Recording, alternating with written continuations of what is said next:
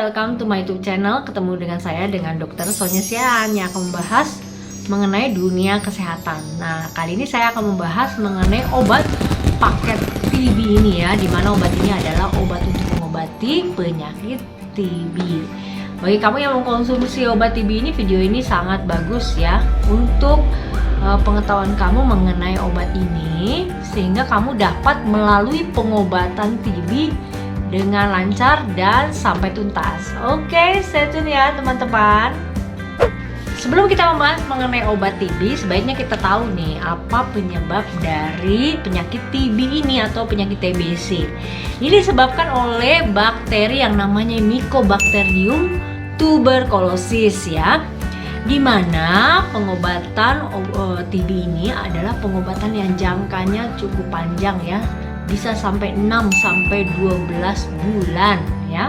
Nah, penyebarannya ini teman-teman melalui udara ya, sehingga bagi orang penderita TB sebaiknya menggunakan masker, dan sekitar pasien pun harus menggunakan masker ya selama 2 bulan pertama pasien itu memakan obat, karena 2 bulan pertama ini adalah kuman TB-nya masih aktif ya, jadi sangat menularkan.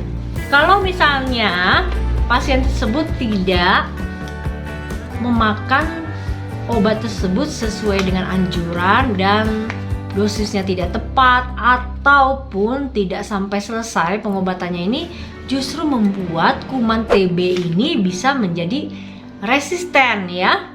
Jadi pengobatan TB biasa pun tidak akan mempan ya teman-teman. Nah, pasien ini bisa jatuh ke bukan pasien TB lagi tapi pasien MDR atau multi drug resistant. Jadi dia perlu pengobatan obat bukan menggunakan obat TB biasa, tapi menggunakan obat MDR. Nah teman-teman, saya akan unboxing ya paket stop TB ini. Nih, stop TB ini ada 2 macam. Ada yang dusnya lebih besar, ini adalah tahap awal ya. Ya, tahap awal. Yang box yang kecil ini adalah tahap fase lanjutan ya. Nah, kita bahas dulu nih yang fase awal. Ini fase awal ini ya teman-teman, ini ada 6 blister ya. Istilahnya 6 blister. Ada 6 ya. Nah, kalau kita patahkan ini,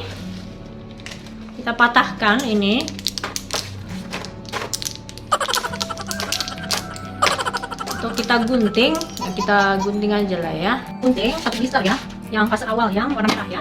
Ini kita gunting. Ini kalau guntingnya memanjang ya teman-teman, supaya jadinya seperti ini.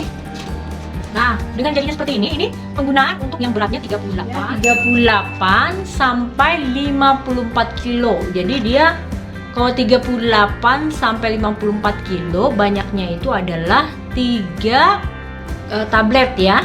Jadi ini kalau dihitung ini ada berapa? 1, 2, 3, 4, 5, 6, 7. Jadi bisa dimakan selama 7 hari. Ini kan kalau misalnya fase awal itu penggunaannya itu tiap hari ya teman-teman. Teman-teman, kalau misalnya dia berat badannya 55 sampai 70 kilo ya, ini tidak usah digunting teman-teman, jadi utuh ya. Jadi banyaknya pasien memakan obatnya itu adalah 4 tablet ya. Jadi 1, 2, 3, 4, 5, 6, 7. Jadi 7 hari. Kalau seandainya berat badannya 30 sampai 37 kilo, ini tinggal digunting aja, bagi 2 ya. Bagi 2.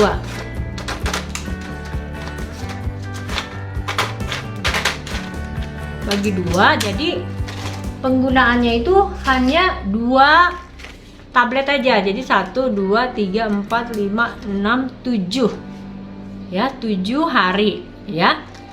Nah, kalau misalnya beratnya itu di atas 71 kilo, ini tinggal ditambahkan 1 baris lagi. Ini 1 baris jadinya 5 tablet per hari ya.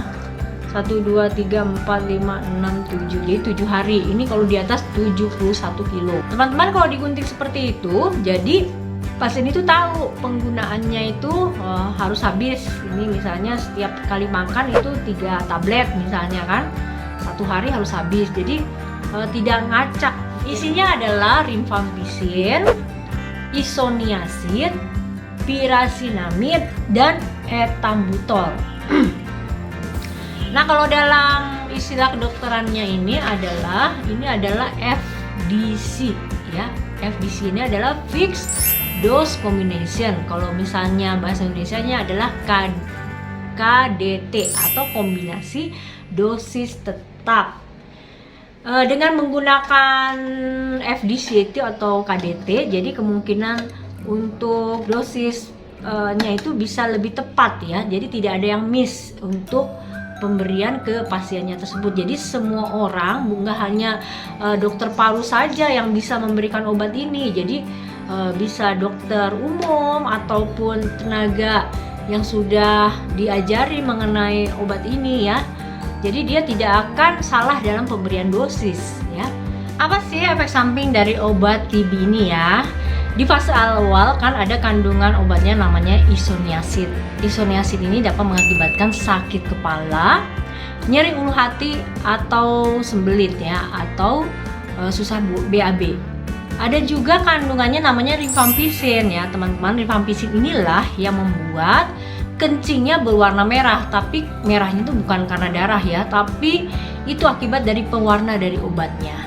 Dan juga dapat mengakibatkan ruam dan gatal pada kulit. Ada satu lagi kandungan yang namanya pirazinamid. Pirazinamid ini yang dapat efeknya bisa mengakibatkan sakit kuning bagi orang yang makan obat TB atau namanya drug induced hepatitis. Jadi kalau misalnya mengalami hepatitis karena obat tersebut, kamu harus melapor ke dokter paru apakah dosisnya atau dikurangi atau seperti apa ya, supaya fungsi hatinya itu tidak terganggu. Nah teman-teman, sekarang kita buka nih fase lanjutan ya. Dia dosnya itu lebih kecil dibanding fase awal. Dia warnanya kuning ya teman-teman, kuning. Nah ini sama seperti di fase awal ya. Kita lihat dulu berat badan dari pasien tersebut. Pasien tersebut nih ya, ini sama ya, cuman bentuknya lebih kecil nih. Ada berapa? Ada 6 juga. Ini ada 6 juga nih isinya. Ada 6 blister ya. Jadi kamu lihat dulu pasiennya berat badannya berapa, sama seperti penggunaan pada fase awal ya. Fase lanjutan ini penggunaannya 3 kali dalam seminggu ya teman-teman. Bisa dipilih harinya, Senin, Rabu, Jumat, atau Selasa, Kamis, Sabtu ya. Tergantung pasiennya maunya bagaimana. Teman-teman, bagi pasien yang sudah makan fase awal tuntas ya selama 2 bulan ya, dia pasiennya itu tidak menularkan lagi ya, karena kuman TB-nya sudah tidak aktif lagi. Jadi dia bisa membuka maskernya, bisa memakan dengan piring yang sama dengan keluarganya ya, kalau sudah lewat 2 bulan ya, dan bisa satu kamar dengan orang lain. Tapi kalau masih di bawah 2 bulan itu tidak boleh sama sekali satu kamar dengan orang lain ya. Piringnya pun harus terpisah yang tempat makannya ya, dan juga dia harus selalu pakai masker selama 2 bulan pertama. Teman-teman, ada 3 kategori pengobatan TB ya. Jadi kategori 1, kategori 2, dan kategori 3. Kategori 1 ini adalah kategori di mana pasien ini baru saja terdiagnosa penyakit TB ya. Jadi ini adalah pasien baru, jadi dia tidak pernah sakit TB sebelumnya. Nah ini pengobatannya ini selama 6 bulan. Kategori 2 ini ada 3 macam ya. Yang satu adalah pasien yang relapse, pasien yang gagal, dan pasien pengobatannya terputus. Apa yang dimaksud dengan pasien yang relapse? Jadi dia sudah makan obat, sudah sembuh, tapi kembali lagi kambuh lagi penyakit TB-nya ya. Nah, kalau sudah begitu, harus pengobatannya selama 7 bulan dan menggunakan obat streptomycin ya, obat injeksi yang disuntikan ke bokong.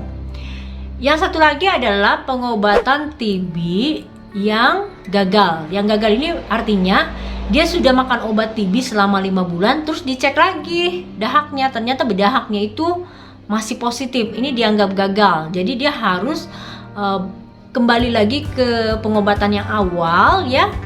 Tapi pengobatannya itu menggunakan streptomycin selama 7 bulan.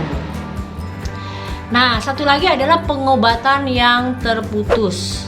Ya, terputus ini artinya dia sudah makan obat, tapi dia merasa mungkin sudah sehat, dia sudah menyetop obatnya. Nah, ini dianggap pengobatan terputus.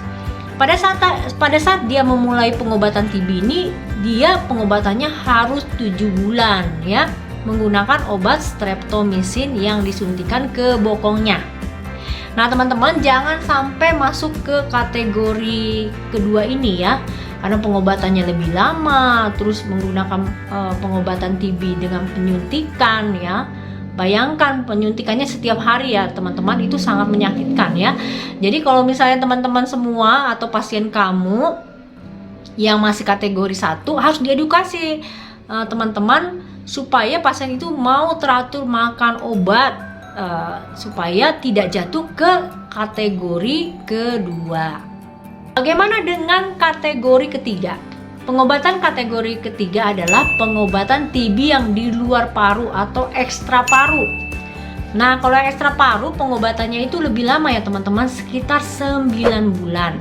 Fase awalnya tetap 2 bulan, tapi fase lanjutannya selama 7 bulan ya, sesuai dengan aturan yang saya sudah sampaikan sebelumnya. Oh ya teman-teman, kalau di fase lanjutan ya, isi obatnya itu hanya 2 macam, yaitu rifampicin dan isoniazid ya. Jadi penggunaan obat di fase lanjutan masih kencingnya itu berwarna merah dan nyeri kepala ya. Bahkan teman-teman, yang orang makan obat TB ini bisa mengalami mual muntah yang hebat ya. Nah, ini memang perlu diedukasi pasiennya mengenai efek samping obat TB ini supaya tidak terkejut dengan efek sampingnya. Nanti kalau sudah dia beradaptasi, biasanya keluhan dari efek samping ini lama-lama makin berkurang. Teman-teman, kapan sih pasien itu bisa harus kontrol lagi ke dokter paru? Kalau misalnya setiap pasien sudah melakukan pengobatan TB di fase awal, ini harus kontrol lagi ke dokter parunya ya. Yang nanti akan disarankan untuk memakan obat fase lanjutan. Teman-teman, terima kasih sudah nonton YouTube channel saya ya. Mudah-mudahan video ini bermanfaat bagi kamu ya, dan juga bagi penderita TB semua, untuk semangat dan pengobatannya kalau bisa sampai tuntas ya teman-teman. Karena kalau kamu berobat dengan tuntas, kamu pun bisa menyembuhkan dirimu sendiri dan tidak menularkan ke orang lain ya. Nah, yang bagi kamu merasa bahwa video ini bermanfaat bagi kamu, bisa kamu subscribe YouTube channel saya, dan jangan lupa like, komen, dan share. Sampai jumpa di video berikutnya. Bye bye.